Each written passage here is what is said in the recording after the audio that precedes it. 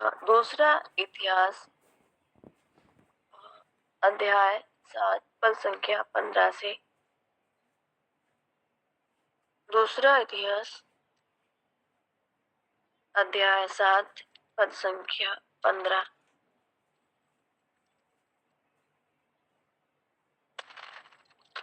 किसने कहा? हेलो जी। दूसरा इतिहास अध्याय 7 पद संख्या 15।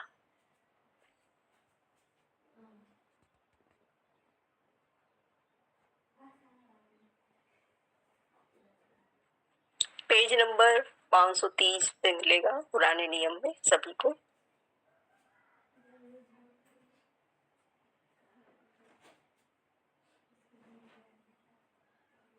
यहाँ पर देखते हैं क्या लिखा है वचन में। अब से जो प्रार्थना इस स्थान में की जाएगी उस पर मेरी आंखें खुली और मेरे कान लगे रहेंगे। आमीन। मेरे प्रियो, यहाँ पर कौन और किस स्थान के विषय में बात की जा रही है, जिसके विषय में कहा जा रहा है कि इस स्थान में मेरी आंखें और मेरी कान लगे रहेंगे। मेरे प्रियो, यह जो बातें परमेश्वर यहोवा स्वयं कह रहे हैं और किससे कह रहे हैं, वो है दाऊद का पुत्र सुलेमान, जिसके विषय परमेश्वर दाऊद से बात करता है कि तू मेरे निवास स्थान को नहीं बनाने पाएगा, लेकिन एक पुत्र जो सुलेमान होगा वो मेरे निवास स्थान को बनाने पाएगा। जबकि सारा नक्शा परमेश्वर ने दाऊद को उपलब्ध करा दिया था। मेरे प्रियो, जब वह परमेश्वर का भवन पूरा बन जाता है और जब बात उसके अर्पण की आती है, उसी समय बीच में अर्पण के बीच में परमेश्वर यहोवा जब समर्पण सुलेमान के द्वारा पूर्ण हो जाता है, अर्पण और समर्पण दोनों सुलेमान के द्वारा पूर्ण हो जाते हैं, परमेश्वर अपनी अद्भुत शक्ति और अद्भुत आशीष के साथ में सुलेमान से बात करते हैं। मेरे प्रियो, आज हम इस वचन के द्वारा सीखेंगे कि हमें समय समय पर परमेश्वर के भवन, उसकी कलीसिया में प्रार्थना, विनती, स्तुति के साथ आदमी में शामिल होना हमारे लिए कितना जरूरी है, कितना आशीषमय है। तो आइए हम पढ़ेंगे अध्याय 7 से पहले आयत से ही। दूसरा इतिहास अध्याय 7 लिखा है, जब सुलेमान यह प्रार्थना कर चुका तब स्वर्ग से आग ने गिरकर होमबलि तथा अन्य बलियों को भस्म कर दिया और यहोवा का तेज भवन में भर गया। थोड़ी एक मिनट पढ़ की प्रार्थना लिखा है यहाँ पर। शुरुआत से पढ़ेंगे अध्याय 6 पद संख्या 12। मैं भूल गई थी, इसके लिए सॉरी। अध्याय 6 पद संख्या 12 लिखा है, जो मुख्य टाइटल है उसमें लिखा है मंदिर के अर्पण की प्रार्थना।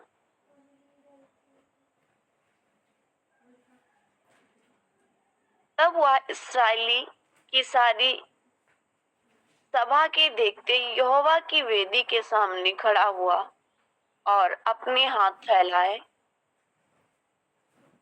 सुलेमान ने 5 हाथ लंबी, 5 हाथ चौड़ी और 3 हाथ ऊंची पीतल की एक चौकी बनाकर आंगन के रखवाई थी, उसी पर खड़े होकर उसने सारे इस्राएल की सभा के सामने घुटने टेक कर सड़क की ओर हाथ फैलाए हुए कहा।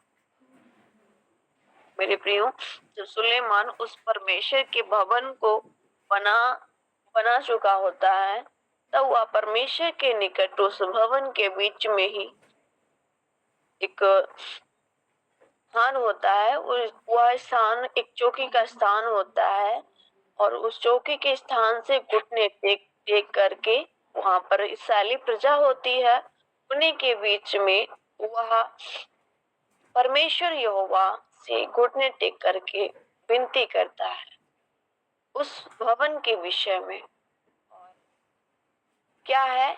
अर्पण विषय है, परमेश्वर के भवन का अर्पण। लिखा है, हे यहोवा, हे इस्राएल के परमेश्वर, तेरे समान ना तो स्वर्ग में और न पृथ्वी पर कोई ईश्वर है। तेरे जो दास अपने सारे मन से तेरे सम्मुख जानकर चलते हैं, उनके लिए तो अपनी वाचा पूरी करता और करुणा करता रहता है। तूने जो वचन मेरे पिता दाऊद को दिया था, उसका तूने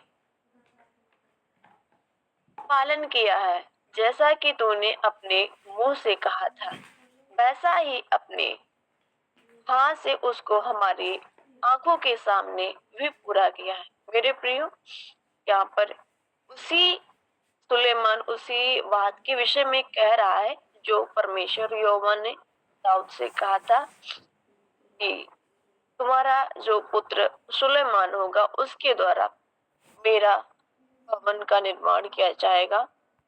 तो उसी बात को यह सुलेमान के निकट दोहराता है। लिखा है, इसलिए अब हे इस्राएल के परमेश्वर यहोवा, इस वचन को भी पूरा कर जो तूने अपने दास मेरे पिता दाऊद को दिया था।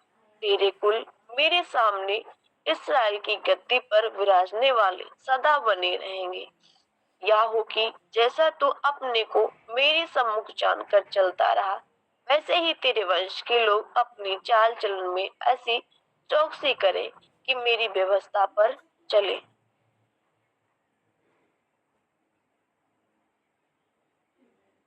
मेरे प्रियो, और आगे लिखा है, अब ही इस्राएल के परमेश्वर यहोवा, जो वचन तूने अपने दास दाऊद को दिया था वह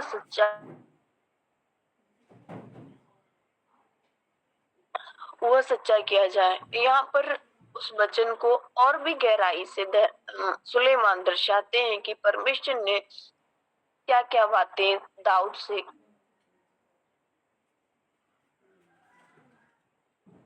से की थी।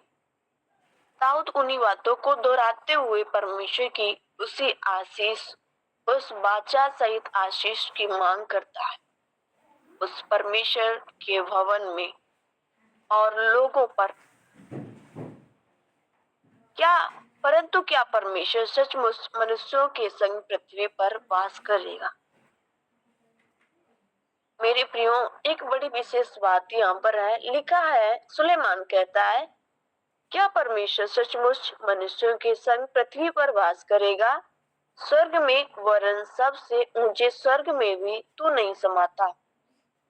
फिर मेरे बनाए हुए इस भवन में तू कैसे समाएगा?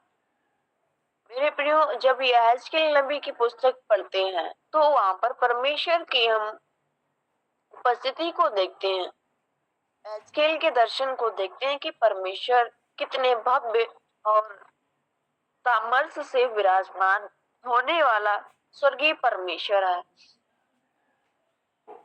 और भी सुलेमान और भी बातें जानता है परमेश्वर के विषय में, उसके दर्शन के विषय में, कि परमेश्वर कितना महान है। वह इस मेरे हाथ के बनाए हुए मंदिर में कैसे वास करेगा?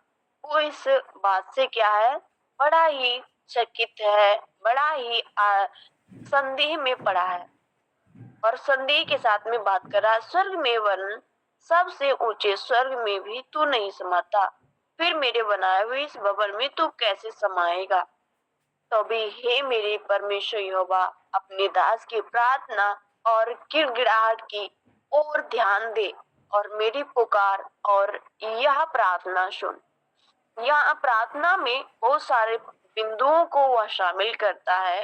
लिखा है, जो मैंने तेरे सामने जो प्रार्थना कर रहा हूँ वह यह है, तेरी आंखें इस भवन की ओर अर्थात इसी स्थान की ओर जिसके विषय तूने कहा है कि मैं उसमें अपना नाम रखूंगा। रात दिन खुली रात दिन खुली रहे और जो प्रार्थना तेरा दास इस स्थान की ओर करे उसे तू सुन ले।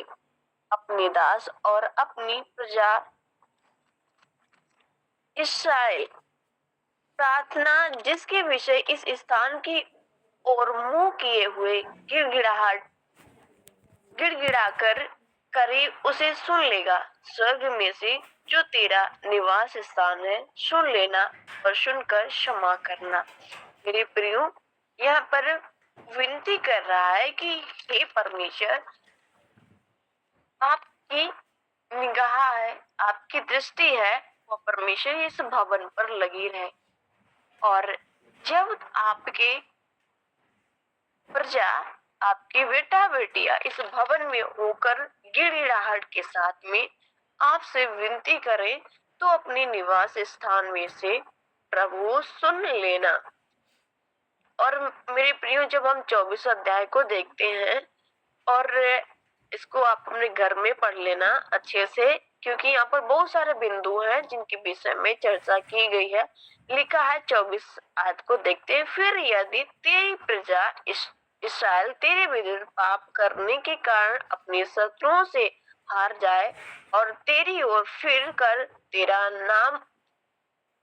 नाम माने और इस भवन में तुझसे प्रार्थना करे और गिड़गिड़ाए, तो तू स्वर्ग में से सुनना और अपनी प्रजा इसराइल का पाप क्षमा करना और उन्हें इस देश में लौटा ले आना जिसे तूने उनको और उनके पुरखाओं को दे दिया।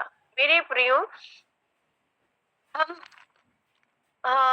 इसराइल जो सुलेमान इस बात को जानता था कि इसराइली लोगों के द्वारा पाप होता रहता है और जहाँ पाप होता है वहाँ परमेश्वर की उपस्थिति नहीं होती है। मेरे प्रियो, तो इसराइलियों के लिए एक सरल मांग करता है कि परमेश्वर, जब ये तेरी प्रजा तेरे विरुद्ध पाप करे तो इनको वहां पर क्या करना है, जब ये अपने शत्रुओं से हार जाएं तो प्रभु उनको वहां पर छोड़ नहीं देना है। मेरे प्रियो, आज वही दशा हमारे जीवन में भी होती है। जब हम किसी पाप में गिर जाते हैं, परमेश्वर के विरोध में हम कोई अनाज्ञाकारिता करते हैं, तो हम अपने शत्रु अर्थात अपने हम शत्रु शैतान से हार जाते हैं।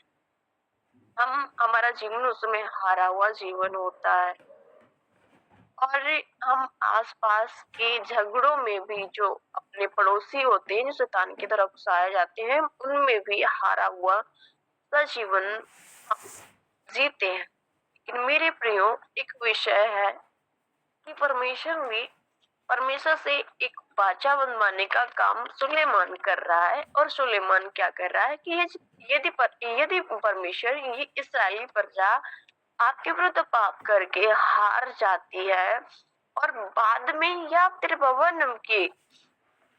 में तुझसे प्रार्थना करे, गिड़गिड़ाहट करे, तो प्रभु स्वर्ग से सुन करके इनके पाप को क्षमा कर देना। मेरे प्रियो, इस आशीष की मांग यीशु परमेश्वर के भवन में होकर के या परमेश्वर का जन मांगता है। और लिखा है, जब 26 को पढ़ते लिखा है, जब वे तेरे विरुद्ध पाप करें और इस कारण आकाश इतना बंद हो जाए कि वर्षा ना हो। मेरे प्रियो, पाप करने से ही हमारे ये आकाश क्या होता है, बंद हो जाता है, जिसके कारण वर्षा पृथ्वी पर समय पर नहीं होती है। मेरे प्रियो, इसका क्या कारण होता है? बहुत बार पाप का कारण होता है, जिसके कारण परमेश्वर अपने प्राकृतिक स्रोतों को क्या कर देता है, आज्ञा दे देता है कि वह बंद हो जाए और मेघ को ना बरसाएं या धूप को ना निकालें या हवाओं को तूफान में बदले। ये सब हम अगर पढ़ना चाहते तो अय्यूब की पुस्तक को देखें कि परमेश्वर अय्यूब से प्राकृतिक वस्तुओं के विषय, ओलों के विषय क्या परमेश्वर बातचीत करता है, इन हवाओं के विषय क्या करता है, सूरज के उगने को लेकर के, ये प्राकृतिक चीजों को लेकर के, सृष्टि को लेकर के परमेश्वर बड़ी विशेष तरीके से अय्यूब से बात करता है। और वही बातें यहाँ पर सुलेमान कहता है कि जब परमेश्वर हमारे लोग पाप करें और पाप के कारण ये आकाश बंद हो जाए। मेरे प्रियो, बहुत बार हमारे हमारे क्षेत्रों में भी ऐसा होता है कि बारिश नहीं होती है, लेकिन जब परमेश्वर का कोई जन होता है और प्रार्थना करता है, परमेश्वर से गिड़गिड़ाता है, तो क्या होता है, परमेश्वर आशीष दे देता है, परमेश्वर बारिश कर देता है, परमेश्वर तूफानों को शांत कर देता है। मेरे प्रियो, वो वो ही दया, वही दया या सुलेमान परमेश्वर के भवन में होकर के परमेश्वर से मांग रहा है कि परमेश्वर, तूने अपने अपने दास दाऊद से ये वाचा बांधी थी और उस वाचा को यहाँ पर आशीषमय कर दो।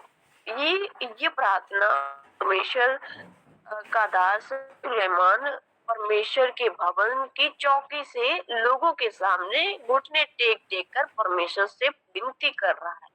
और जब हम, मेरे प्रियो, जब हम 28 पद को पढ़ते, लिखा है, जब इस देश में अकाल या मरी झुलस हो या गिरोह या टिड्डी या कीड़े लगे या उनके शत्रु उनके देश के फाटकों में उन्हें घेर रखे या कोई विपत्ति या रोग, तब यदि कोई मनुष्य तेरी सारी प्रजा इस्राएल को अपना अपना दुख, अपना अपना खेद जान करके गिड़गिड़ाहट के साथ प्रार्थना करके अपने हाथ इस भवन की ओर फैलाए। मेरे प्रियो, यह जो बात रखी है यहाँ पर सुलेमान ने, अकाल और मरी की, जुलस और गिरोही की, टिड्डियों और कीड़ों की।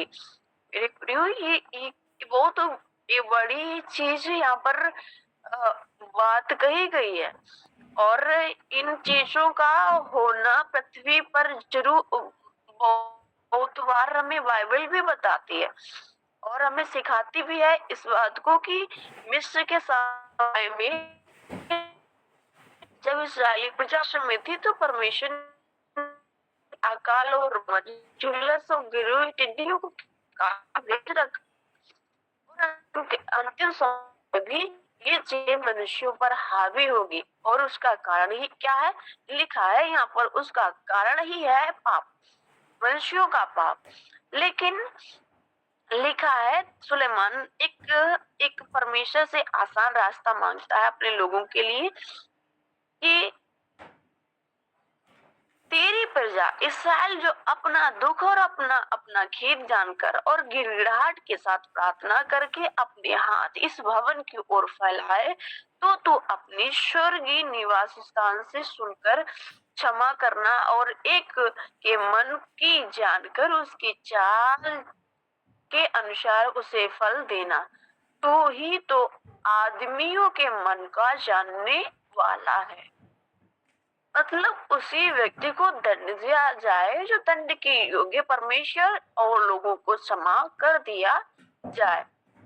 मेरे प्रिय, ऐसे ऐसे करके यहाँ पर जब हम 42 पद तक देखते हैं तो परमेश्वर से आशीष मांगने का काम कौन करता है, सुलेमान करता है, परमेश्वर के भवन का अर्पण करता है। मेरे प्रियो, अर्पण, और आगे जब हम पढ़ते हैं तो समर्पण के विषय में बताया जाता है कि यहाँ पर सुलेमान ने मंदिर के अर्पण की प्रार्थना की और आगे जब हम अध्याय 7 में पढ़ते हैं तो वहां पर समर्पण की प्रार्थना की, मंदिर को समर्पण कर दिया।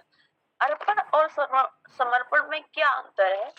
अर्पण जैसे किसी को किसी चीज को अर्पित करना, अपने आप को अर्पित करना, कि जी मैं आपकी मतलब आपके लिए अर्पित हूँ, जब भी आपको आवश्यकता हो हमारी, मैं आपके लिए अर्पित हूँ। लेकिन समर्पण शब्द जो है उसमें हम अपने नहीं रहते हैं। मतलब हम जिसके लिए कहते हैं कि अब से ये तुम्हारा है तो वो उसी का हो जाता है। समर्पण में हमारा कुछ नहीं रहता है। समर्पण में जिसको हम चीज देते हैं उसकी हो जाती है। जैसे परमेश्वर के लिए मैंने बोल दिया है कि परमेश्वर यह आपकी है और यह इस पर आप कब्जा लें, तो वो चीज परमेश्वर की हो जाती है और परमेश्वर उस पर कब्जा करते हैं। जैसे मसीह जीवन के विषय में देखें, मसीह जीवन का जब तक समर्पण नहीं होगा तब तक उसमें परमेश्वर की आशीषें नहीं होगी, क्योंकि बपतिस्मा जो प्रक्रिया होती है परमेश्वर में जी उठने की और मनुष्य अपने स्वभाव में मर जाने के विषय में होती है। और यह मुख्य विशेष समर्पण होता है जो परमेश्वर अपनी पुस्तक में जाहिर करते हैं।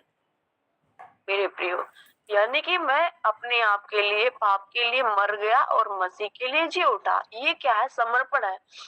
और मेरे प्रियो, यहाँ पर अर्पण करते हुए प्रार्थना करता है। 41 पद में लिखा है, दूसरा इतिहास अध्याय 6 पद संख्या 41 लिखा है, अब हे यहोवा परमेश्वर उठकर अपने सामर्थ्य की संदूक समेत अपने विश्राम स्थान में आ। हे यहोवा परमेश्वर, तेरे याजक उद्धार रूपी वस्त्र पहने रहे और तेरे भक्त लोग भलाई के कारण आनंद करते रहे। हे यहोवा परमेश्वर, अपने अभिषिक्त की प्रार्थना को अनसुनी ना कर, तो अपने दास दाऊद पर की गई करुणा के काम स्मरण कर। आमीन। मेरे प्रियो, यहाँ पर सुलेमान को देखते हैं। सुलेमान परमेश्वर की बांधी गई वाचा जो दाऊद के साथ है उसको बार बार स्मरण करते हुए प्रार्थना करता है। मेरे प्रियो, हमको भी अपने जीवन में क्या करना चाहिए? परमेश्वर की वाचा के वचनों को लेकर के प्रार्थना निरंतर करनी चाहिए। क्यों करनी चाहिए? हम परमेश्वर को बार बार स्मरण दिलाते हैं।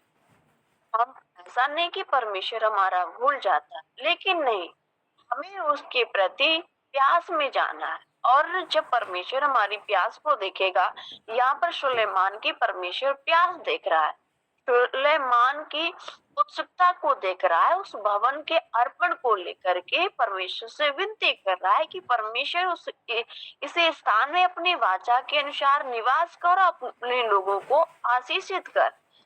और फिर बाद में हम देखते हैं जब समर्पण की बात आती है, प्रार्थना करने के बाद लिखा है अध्याय 7 पद संख्या पहला, जब सुलेमान यह प्रार्थना कर चुका तब स्वर्ग से आकाश ने गिरकर होम बलि तथा अन्न बलि को भस्म किया और यहोवा का तेज भवन में भर गया। मतलब उस चीज को जो सुलेमान ने अर्पण की थी वह चीज अब क्या हो गई है?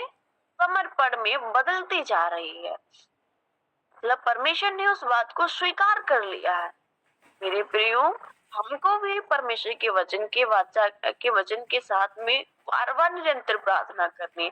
हमें शब्दों की ही प्रार्थना नहीं, हमें बार बार वचनों से प्रार्थना करने की आवश्यकता है, क्योंकि वचन को ही परमेश्वर महत्व दिए हैं और वचन ही हमारे अंदर कैसा होना चाहिए? देह में धारी होना चाहिए। मतलब हम देह में उसको क्या कर ले? धारण कर ले। शब्दों की प्रार्थना से कभी भी हम प्रभावशील नहीं हो सकते हैं। हम हमारे अंदर जब तक परमेश्वर का वचन नहीं होगा, क्योंकि जहाँ पर वचन होगा वहां पर परमेश्वर का आत्मा स्वतंत्रता लाता है, क्योंकि जहाँ वचन का पढ़ा जाना होता है वहां पर परमेश्वर का प्रकाश मौजूद होता है। मेरे प्रियो, इसलिए परमेश्वर का नया नियम में भी यीशु मसीह चिताते हैं कि तुम्हारी प्रार्थना बकवास की प्रार्थना ना हो। जैसे दो दो प्रार्थना करने वाले व्यक्तियों के विषय में नए नियम में बताया गया है। मेरे प्रियो, इसलिए वैसे तुम्हारी प्रार्थना नहीं होनी चाहिए। हम सुलेमान के जीवन से देखें कि उसने परमेश्वर में अपना जीवन कैसे अर्पण किया और कैसे उसने वचनों को, वाचा के वचनों को ले लेकर के उसने परमेश्वर से आशीष की मांग की और परमेश्वर उसके लिए उस स्वर्ग से उतर कर के उसकी बातों को सुनता, ग्रहण करता और उसकी जो जो उसने अर्पण की चीजों को है उनको भी वो ग्रहण कर लेता है। और फिर क्या हुआ है यहाँ पर, जब हम अध्याय 7 संख्या 2 में देखते हैं, याजक यहोवा के भवन में प्रवेश न कर सके क्योंकि यहोवा का तेज यहोवा के भवन में भर गया था। तब आग आग गिरी, यहोवा का तेज भवन पर छा गया। तब सब इस्राएली देखते रहे और फर्श पर झुक कर अपना अपना मुंह भूमि की ओर किए हुए दंडवत किया और ये कहकर यहोवा का धन्यवाद किया। वह भला है और उसकी करुणा सदा की है। वह भला है, उसकी करुणा सदा की है। मेरे प्रियो, हम इन वचनों के द्वारा हम परमेश्वर की उपस्थिति को अपने जीवन में जरूर लाएं। परमेश्वर के इन वचनों के साथ में हम बार बार अपनी वाचा के वचनों में, अपनी प्रार्थना में इन चीजों को शामिल करें कि क्या लिखा है, वह भला है और उसकी करुणा सदा की है। वह भला है और उसकी करुणा सदा की है।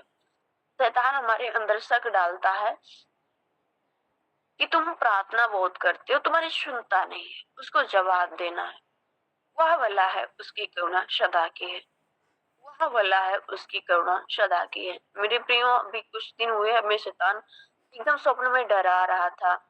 मुझसे कह रहा कि मेरे पिता के विषय कह रहा कि वह वह तो मेरा है। मेरे पिता के विषय कह रहा वह तो मेरा है। मैं एकदम स्वप्न में भयभीत थी। स्वप्न में मैं भी खुद कमजोर दिख रही थी और मैं उठी और मैं प्रभु को समर्पण सौंप दी। प्रभु प्रभु संभालो, आप दयालु परमेश्वर है। ये दुष्ट क्या कह रहा है। उस बीच हमें, जब हम भयभीत हो तब हम परमेश्वर को पुकारे और कहें, तू भला है और तेरी करुणा सदा की है। हम उसकी करुणा की मांग करें और उसकी करुणा की प्रशंसा करते रहें। आमीन। लिखा है, तब सब प्रजा समेत राजा ने यहोवा को बलि चढ़ाई। मतलब जो भी समर्पण की प्रक्रिया में व्यवस्था के अनुसार जो जो होता है वो सुलेमान बलियों का प्रयोजन करके उन बलियों को परमेश्वर में समर्पित कर देता है, अर्पण कर देता है। मेरे प्रियो, और फिर क्या होता है, सुलेमान क्या करता है, याजक अपना अपना कार्य करने को खड़े हो रहे। मतलब एक विधि के साथ में परमेश्वर की महिमा होती है, परमेश्वर को वहां पर स्तुति किया जाता है। लिखा है, याजक अपना अपना कार्य करने को खड़े रहे और लेवी भी यहोवा के गीत गाने के लिए वाद्य यंत्र लिए हुए खड़े थे, जिन्हें दाऊद राजा ने यहोवा की सदा की करुणा के कारण उसका धन्यवाद करने को बनाकर उनके द्वारा स्तुति कराई थी। और इनके सामने याजक लोग तुरही बजाते रहे और सब इस्राएली खड़े रहे। तो भव्य तरीके से परमेश्वर के आगमन का है लोग स्वागत करते हैं। इसकी तैयारी सुलेमान के द्वारा की जाती है। हमें हमारे जीवन में परमेश्वर के भवन में होकर रहना, प्रार्थना विनती करना, भव्य तरीके से परमेश्वर का स्वागत करना जरूरी है। हम जानेंगे आज के वचन के द्वारा। फिर बाद में हम देखते हैं कि वो बलियों को चढ़ाने का काम सारा कर लेता है और फिर उसके बाद में तुरंत नहीं, फिर जब हम 11 पद में देखते हैं, यूं सुलेमान यहोवा के भवन और राजभवन को बना चुका। अर्पण और समर्पण की दोनों प्रक्रियाएं क्या है, पूर्ण हो चुकी हैं। परमेश्वर के निकट वाचा के वचनों के साथ घुटने टेक टेक करके प्रार्थना में सारा काम कंप्लीट हो गया है। मतलब फिजिकल रूप से भी और स्पिरिचुअल रूप से, शारीरिक और आत्मिक रूप से समर्पण और सब कुछ हो चुका है। अब है परमेश्वर के काम की प्रतीक्षा। यूं सुलेमान यहोवा के भवन और राजभवन को बना चुका, और यहोवा के भवन में और अपने भवन में जो कुछ उसने बनाना चाहा, उसमें उसका मनोरथ पूरा हुआ। तब यहोवा ने रात में उसको दर्शन देकर उससे कहा, मैंने तेरी प्रार्थना सुनी और इस स्थान को यज्ञ के भवन के लिए अपनाया। मेरे प्रियो, यहाँ पर प्रार्थना कब करी गई है हम दिन रात नहीं जानते हैं, लेकिन प्रार्थना का एक समय था, उसमें की गई और उसके बाद में परमेश्वर यहोवा पर छोड़ा गया और रात के समय में परमेश्वर दर्शन देता है और बात करता है। मेरे प्रियो, हम कभी कभी क्या करते हैं, हम परमेश्वर से प्रार्थना करके जो जल्दी ही उसके उत्तर का हम अपने जीवन में जल्दी ही उत्तर को चाहते हैं, लेकिन परमेश्वर का जवाब देने का एक समय होता है। कभी तो वह तुरंत और कभी तो वह देर से हमें उत्तर देता है। हमें सदैव उसका इंतजार करना चाहिए, क्योंकि वह परमेश्वर है। हमें कभी जल्दबाजी नहीं करनी चाहिए। हमें परमेश्वर में एक समय है, उस समय में परमेश्वर आकर तुमसे स्वयं बात करेंगे। आमीन। और यहाँ पर देखते हैं कि दर्शन एक स्वप्न के माध्यम से सुलेमान से बात परमेश्वर यहोवा करते हैं। लिखा है, तब यहोवा ने रात में उसको दर्शन देकर उससे कहा, मैंने तेरी प्रार्थना सुनी, इस स्थान को यज्ञ के भवन के लिए अपनाया है। यदि मैं आकाश को ऐसा ऐसा बंद करूं कि वर्षा ना हो, या टिड्डियों के देश को उजाड़ने की आज्ञा दूं, या अपनी प्रजा में मरी फैलाऊं, तब मेरी प्रजा के लोग जो मेरे कहलाते हैं दीन होकर प्रार्थना करें और मेरे दर्शन के खोजी होकर अपनी बुरी चाल से फिरे, तो मैं स्वर्ग में से सुनकर उनका पाप क्षमा करूंगा और उनके देश को ज्यों का त्यों कर दूंगा। आमीन। और लिखा है, अब से जो प्रार्थना इस स्थान में की जाएगी, उस पर मेरी आंखें खुली और मेरे कान लगे रहेंगे। आमीन।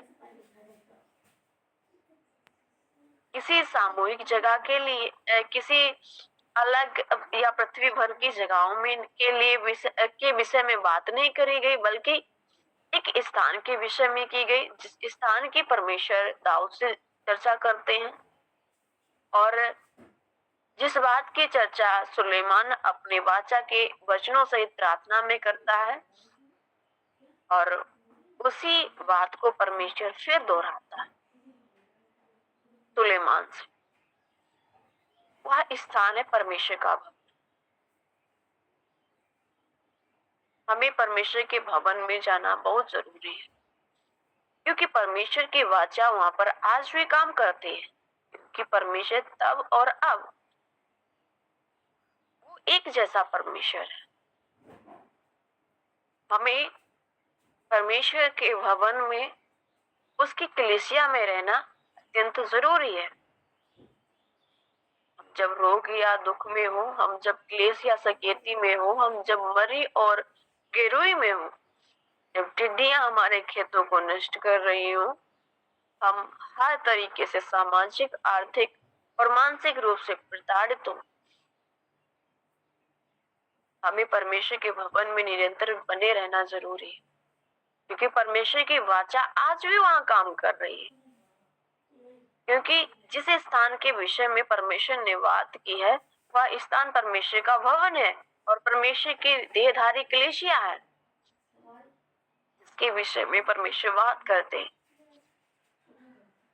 क्योंकि वहां पर सामूहिक रूप से परमेश्वर में संगति की जाती है, जहाँ पर आत्मिकता विराजमान होती है और उनके बीच में परमेश्वर स्वयं उपस्थित होते हैं।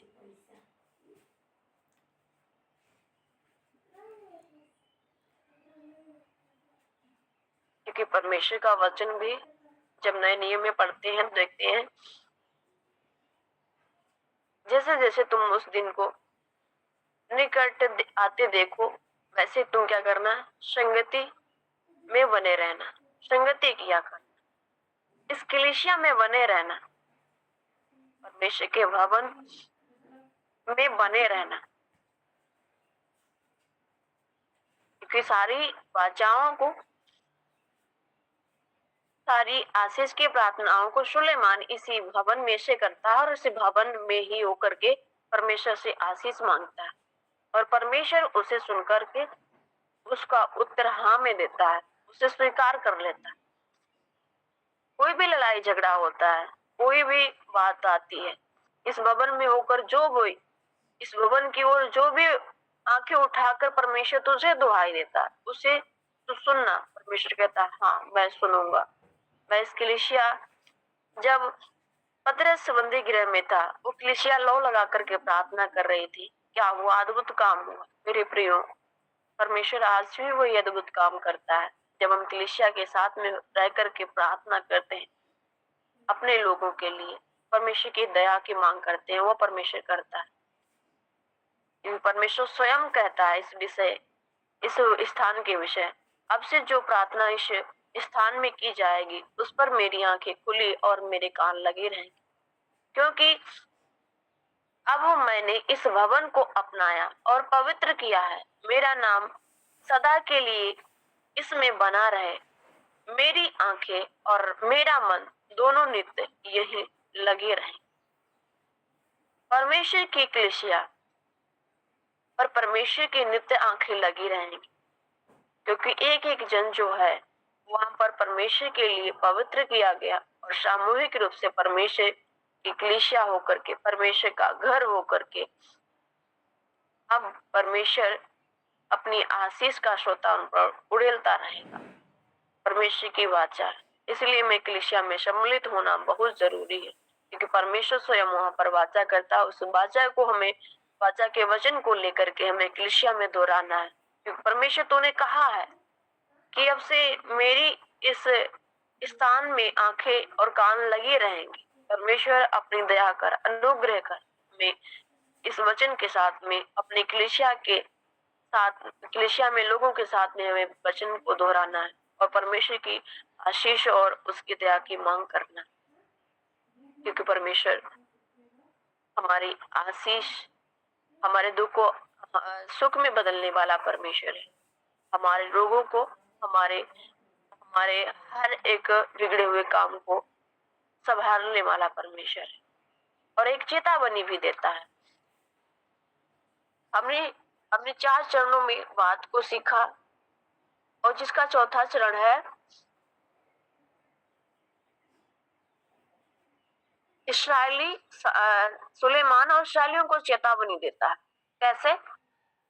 यदि तू अपनी पिता दाऊद के समान अपने को मेरे सम्मुख जानकर चलता रहे और मेरी सब आज्ञाओं के अनुसार किया करे, ये ना देखे कि वह परमेश्वर सुलेमान से बात कर रहा है।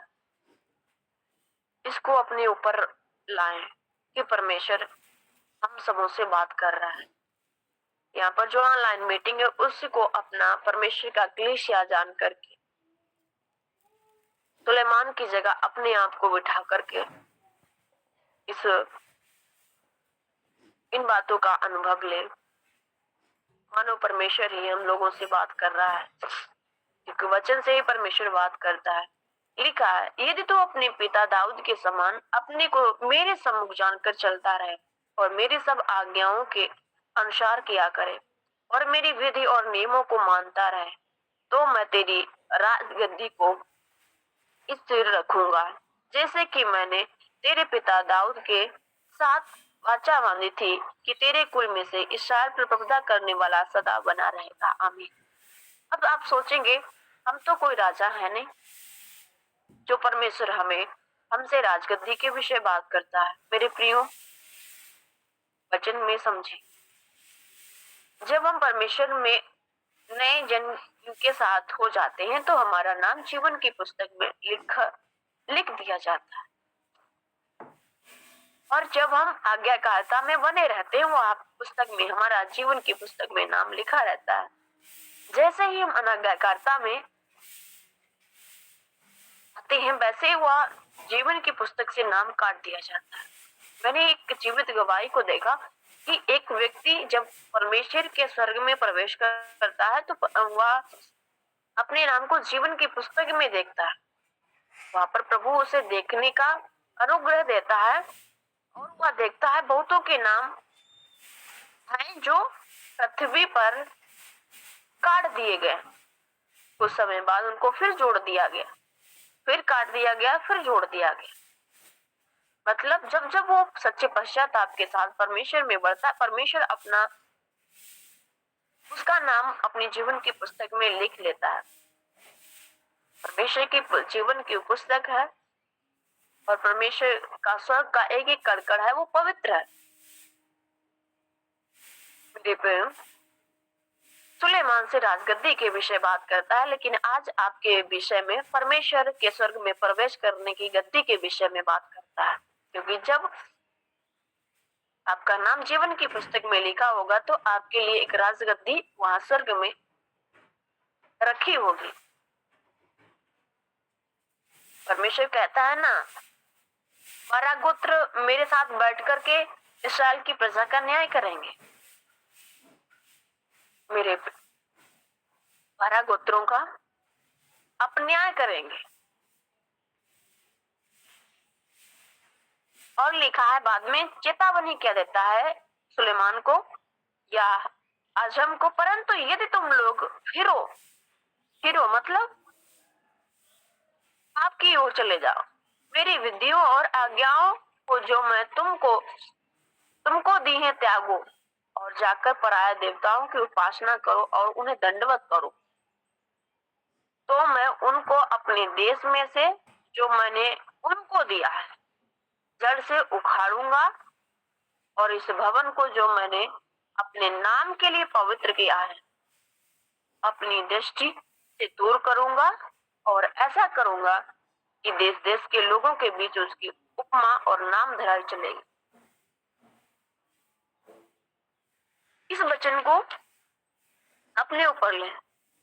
यदि हम परमेश्वर का वचन नहीं मानेंगे, हमारा जीवन की पुस्तक में से नाम काट दिया जाएगा।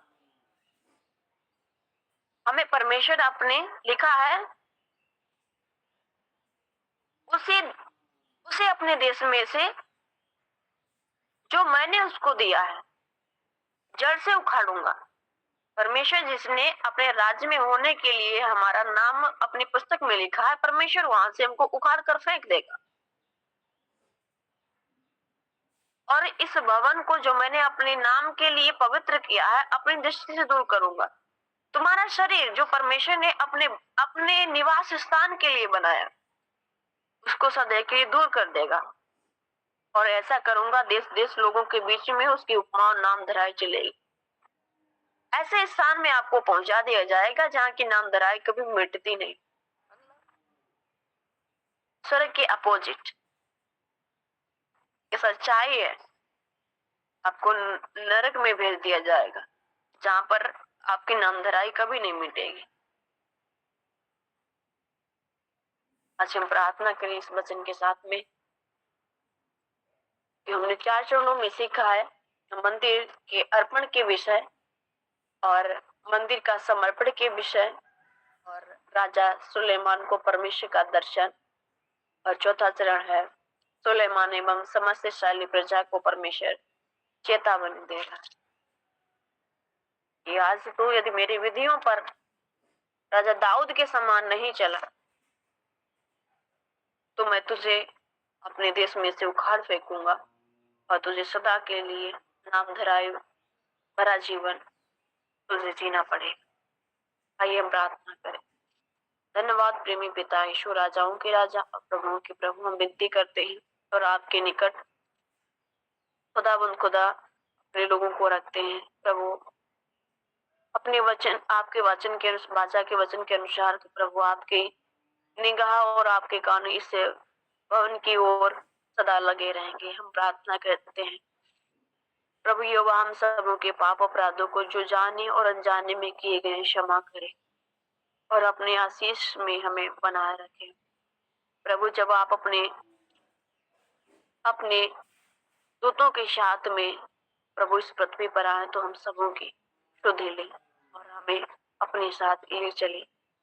उससे पहले हमारा जीवन पवित्र और शुद्ध बनाए रखने में हमारी सहायता मदद करें, कि हम आपके साथ बादलों में उड़ाए जा सके और हम स्वर्ग राज्य में प्रवेश कर सके।